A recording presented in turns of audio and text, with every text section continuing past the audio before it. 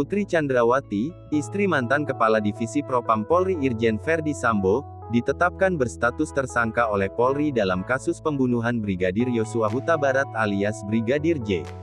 Penyidik telah melakukan pemeriksaan mendalam dengan Scientific Crime Investigation, berdasarkan alat bukti yang ada dan gelar perkara, Polri telah menetapkan saudari PC sebagai tersangka.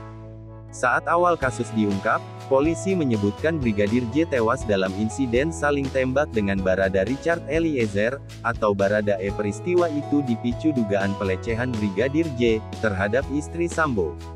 Namun, belakangan kronologi peristiwa itu terbantahkan. Sambo disebut sengaja membuat skenario untuk menutup-nutupi pembunuhan Brigadir J. Adapun dalam kasus ini polisi telah menetapkan Sambo, Barada Richard Eliezer, Bribka Riki Rizal, dan Kuat Maruf sebagai tersangka pembunuhan Brigadir J. Baik Barada E maupun Bribka Riki adalah ajudan Sambo. Sementara Kuat Maruf merupakan asisten rumah tangga Jenderal Polisi tersebut.